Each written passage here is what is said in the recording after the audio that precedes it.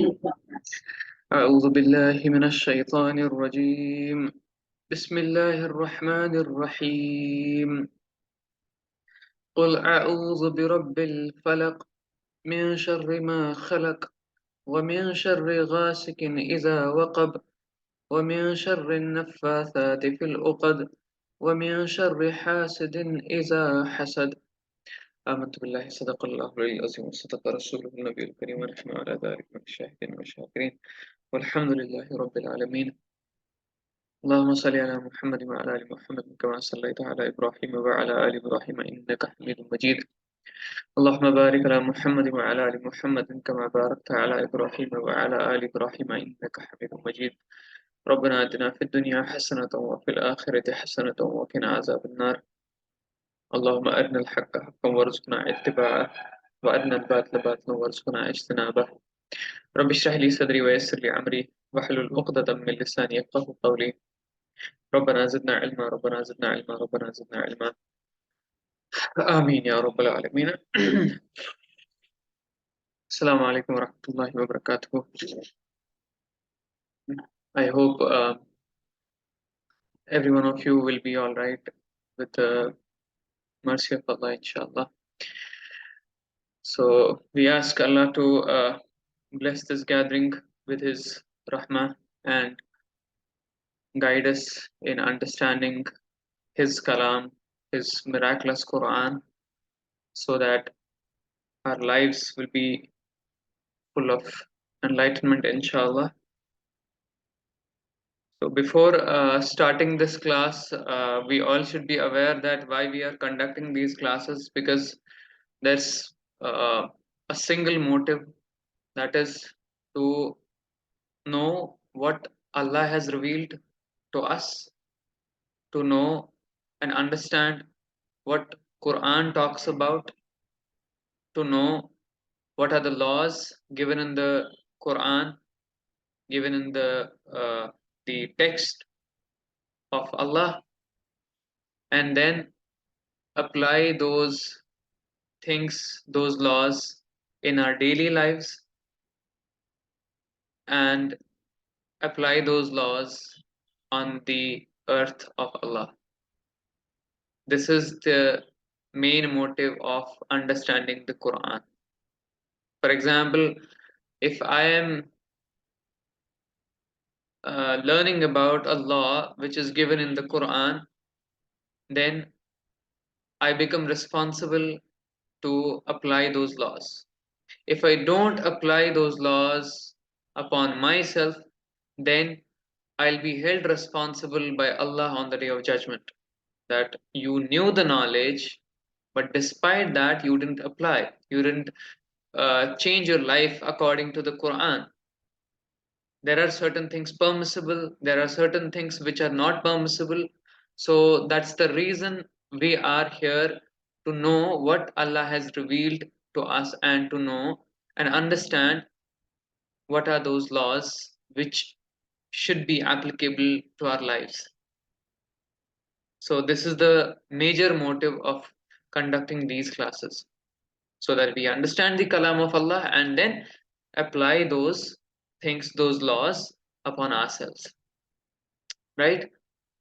So as we all agreed that we will study the Ampara, and that too from the last chapters. So today we are going to study Surah Naas and Surah Falaq. Surah Nas is the last surah of the Quran by uh, the Mus'haf we have, the copy of the Quran we have in our hands, is having Surah Nas at the end and Surah Falaq, which is the second last surah of the Quran. But as per revelation, they are different in number, right? So these two surahs are called as, if you would have observed and seen the name, it is they both are called as Muawwizatain. Muawwizatain is means the two surahs in which we seek refuge in Allah, right? There's one more word, it's called as Muawwizat. When there are three surahs, Qul huwallahu ahad, Qul a'udhu birabbil falaq, and Qul a'udhu birabbin nas. So these are called as Muawwizat. But here we are talking about Muawwizatain. Muawwizatain, this is grammatical principle, like we are talking about two surahs, Surah Falaq and Surah Nas. They both were revealed at a time, at one time. Uh, like if you analyze the surahs of the Quran, all the surahs were revealed in different times. Some were revealed in Makkah, some were revealed in Medina, and for example, there's a surah called as Surah Zuha that was revealed in Makkah. Then after some time, Surah Inshirah was revealed, but they both were revealed in Makkah. But these two surahs were revealed simultaneously in Makkah, and Rasulullah Sallallahu Alaihi Wasallam got these revelations in Medina, right? So there is a, before understanding any surah, before attempting to understand any surah, we should know the background of every surah.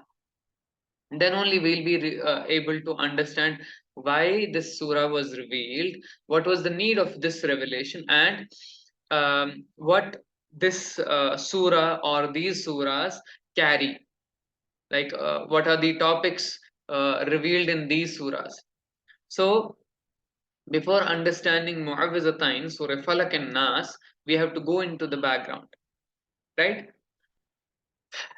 Um, so we must remember that these two surahs have been revealed with a special kind of protection from Allah, right? So Surah Falaq means the daybreak, or in Urdu it's called as Subah, and the Nas means the humankind, or in Urdu it's called as Insan. As I already said, Muawwizatain means the two surahs of refuge, the two surahs of protection. And according to Imam Bayhaqi rahimahullah, he says that these two surahs were revealed together. Now there was a discussion whether they are Makki surahs or Madani surahs. But as per, I won't go into that discussion. I won't go into that those details, those minute details. I'll be brief here, so that if at all you may have any questions at the end, you can ask.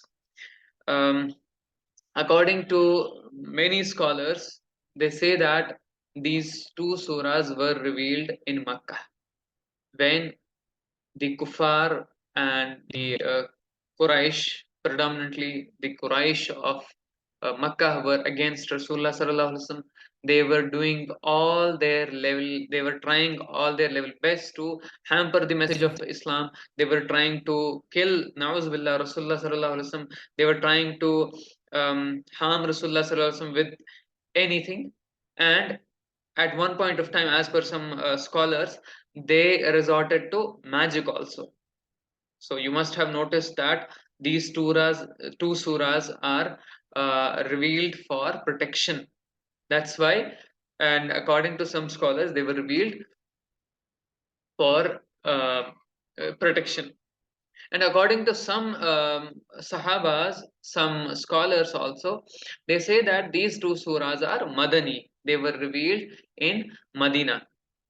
So in Makkah, there were different issues. They tried to harm Rasulullah sallallahu alaihi wasallam. They tried to do magic upon Rasulullah sallallahu alaihi wasallam, and these two surahs were revealed there also, right? But when Rasulullah sallallahu alaihi wasallam came to Medina, and there's an important event which happened in the life of Rasulullah sallallahu alaihi wasallam, which is like this. After the Treaty of Hudaybiyah, there was a treaty between Muslims and kuffar of Quraysh, Makkah. There was a treaty of Hudaybiyah in 7th Hijri. So there was a group of Jews, they were very much affluent, and they were very much influential. They were from Khaybar. They came from Khaybar, and they came to Medina. Those Jews were placed, they are from Khaybar, and they came to Medina, right? And in Medina, they met a guy who was a Jew whose name was Labid bin Asim. What?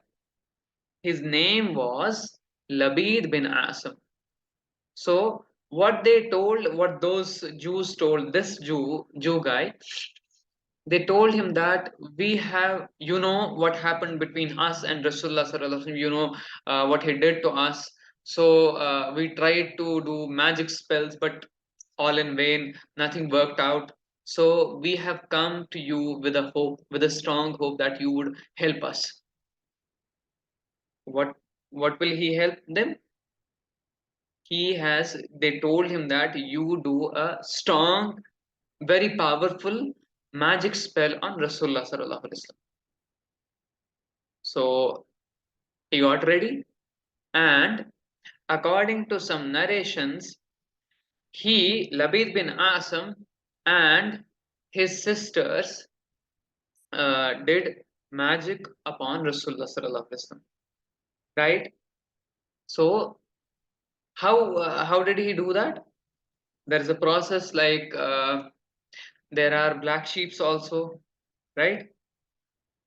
So this magic spell took a whole year to have its impact on Rasulullah sallallahu alaihi wasallam. And in the later half of the year, Rasulullah sallallahu alaihi wasallam started feeling as if he was unwell. And the last 40 days of this spell, and particularly the last 3 days of this magic spell, were very hard on Rasulullah sallallahu alaihi wasallam. But it had a little impact on Rasulullah sallallahu alaihi wasallam. What was the impact about it? Like, how did it impact Rasulullah sallallahu alaihi wasallam? Rasulullah sallallahu alaihi wasallam himself says that I would feel I have done something, whereas I have not done something. For example, I had to call a person from some tribe, but I have not done it. So I would feel that I have already done it, whereas I have not done it.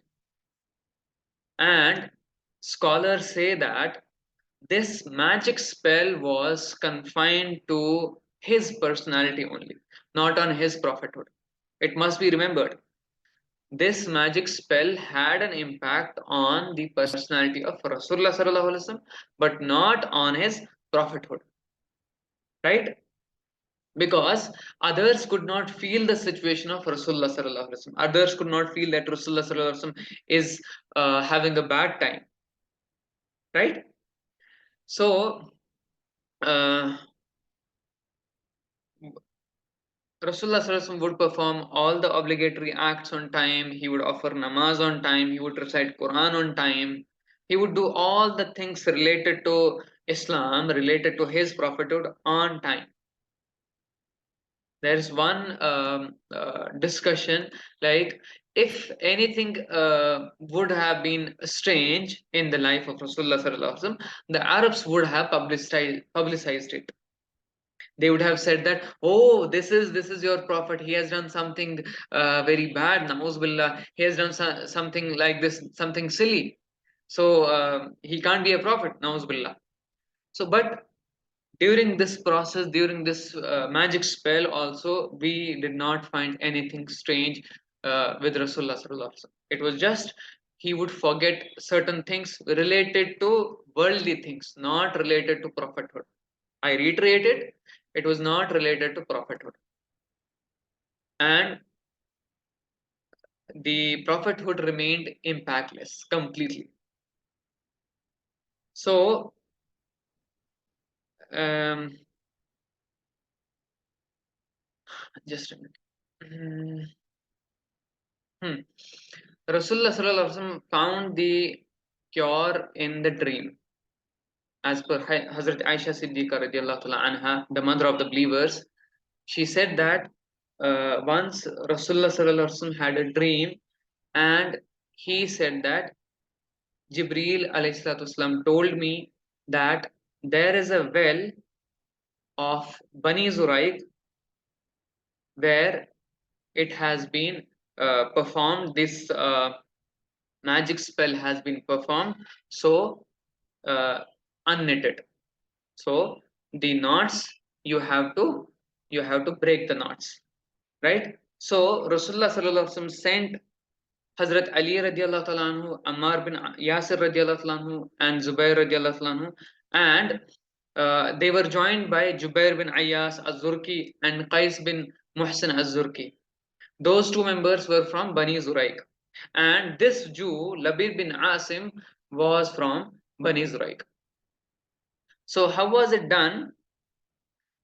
uh, Labid bin Asim called a boy who was a Jew.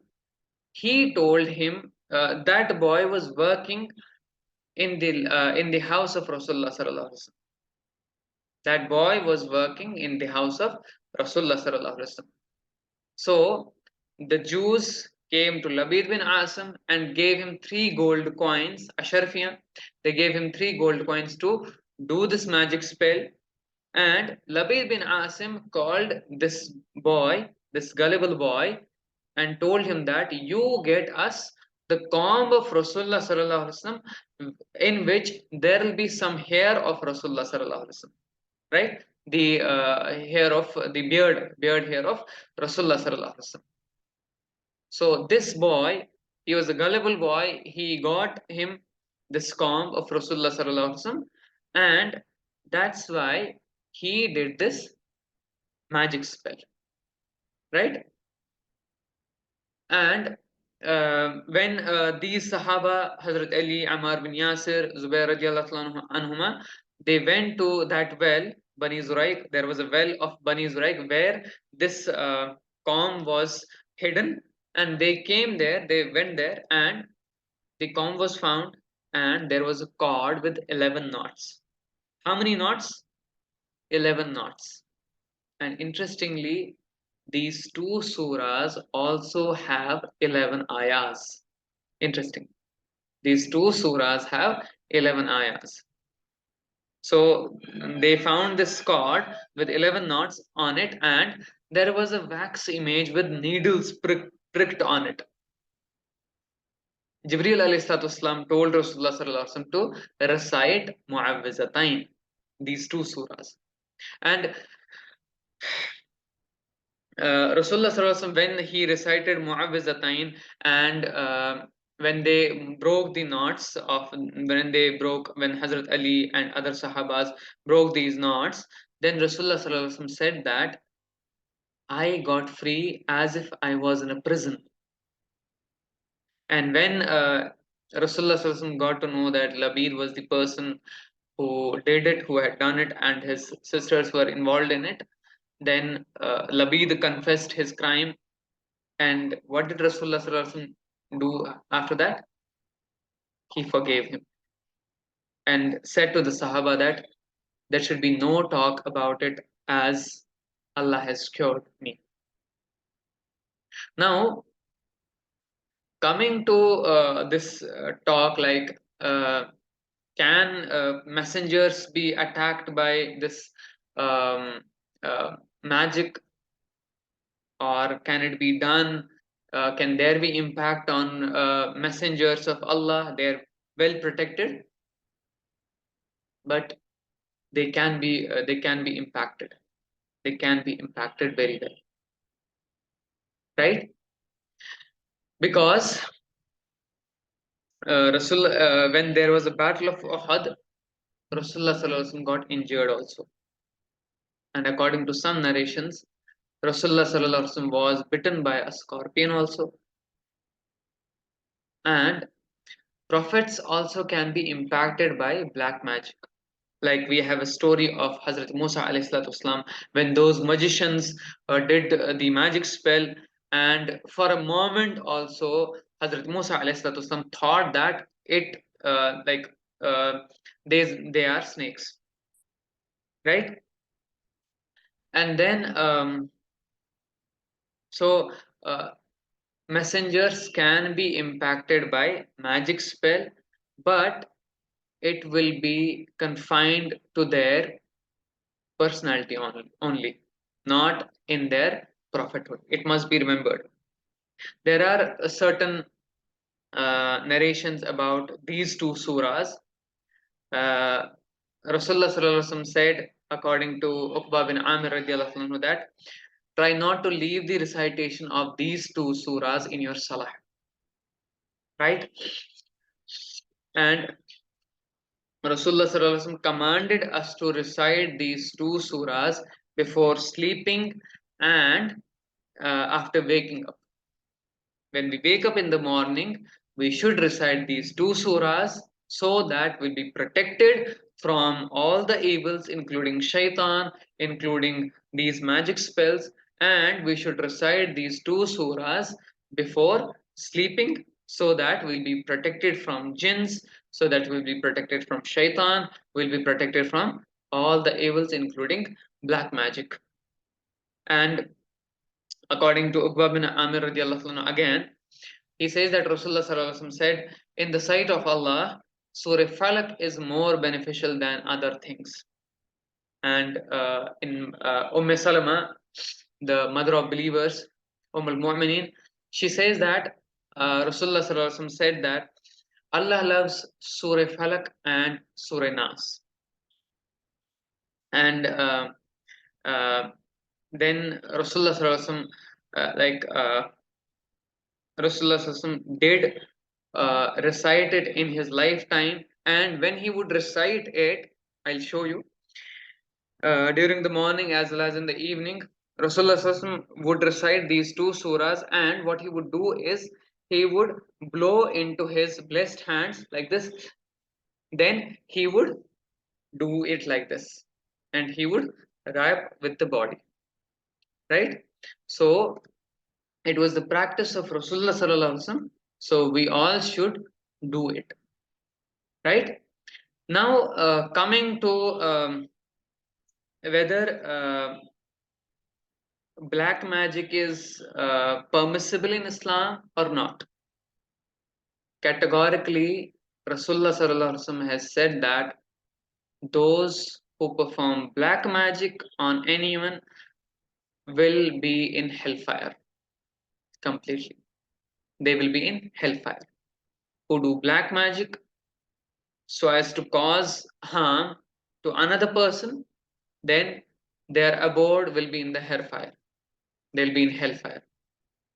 So we should seek refuge in Allah from all those people who do black magic so that we won't be impactful. And in one of the narrations also, which was by Abdullah bin Masud radiallahu anhu, he said that Rasulullah sallallahu alaihi wasallam did not like 10 things, and magic spell and charm was among them. Right? Now, coming to the ruqya, the antidote of magic. Ruqya is a combination of certain surahs, certain ayahs, including Surah Falaq and Surah Nas. So everybody can do ruqya on him or herself so that Allah will protect him. And we can perform ruqya on any person who is affected by any magic spell. So we can do that, right? But there should be tawakkal upon Allah that He only is the one who will grant shifa, right? So if we do it, if we recite the ruqya including these two surahs, then we should have unflinching tawakkal upon Allah so that it will be a strong ruqya, inshallah. Right? And there was a narration of Mid Malik radiallahu anhu, who asked Rasulullah sallallahu alaihi wasallam, he asked him like, Ya Rasul Sallallahu Alaihi Wasallam, during the time of ignorance, during the time of Jahiliyyah, during the time of when I had not embraced Islam, so I used to blow. So what should we do now? Rasulullah Sallallahu Alaihi Wasallam told him that you can do it, but there should be Quranic ayahs, right? And one of the most important narrations by Imam Ibn al-Qayyim rahimahullah is like uh, while I was in uh, Medina or Makkah, there's a difference. While I was there, I had a stomach issue. Then I had a cup of Zamzam water, and then I recited Surah Fatiha. Surah Fatiha I recited, and then blew on it, and then I had a shifa. So he was talking about the healing according to the Quran. So Allah has given us this very important gift so that we have um, we have cure, we have protection from all the evils, including magic also. But it has to be done by ourselves. So nobody will do it for ourselves. It has to be done by ourselves only. And then uh, we should remember that we should not make it any business. Like people in rural areas, mostly rural areas, they have made it a business. They earn out of it, but it it's a very bad amal upon them, because Quran is not that thing which should be sold. It should be sold. No, it's not like that. It has come to guide us. It has come to cure us. It has come to protect us, not to give us business. So we should not make it as our business point. So it must be remembered. And then there are certain issues also, like we belong to the same profession, the psychiatric profession. So we should also encourage people to visit psychiatrists, to visit neurologists and neurosurgeons, so that they will have a better idea of this issue. Because I have seen, while I was practicing in Kashmir, then there was a child who had epileptic spells, and family thought that it is a magic spell. For about some years, maybe 3 to 5 years, they had not visited any psychiatrist. They had visited the faith healers only. And then the child was still same. And instead of getting healed, instead of getting cured, he had exacerbation of symptoms. So, if we found that this child has, or this person has dissociation spells or epileptic spells, then we should report it to psychiatrists also, so that we will have a clear idea. And there are some indications of magic spell which are very clear. When the person has just epileptic spells, then we should go to psychiatrist and have his or her opinion. Then only we'll have a better idea, right? So this was for today's class, and if there are certain questions you can ask me, and from next Sunday we'll start Surah Falaq and Surah Naas simultaneously, inshallah. If there are certain questions, you can chat, you can write in the chat box, or you can unmute yourself, and then we'll go ahead with the questions, inshallah.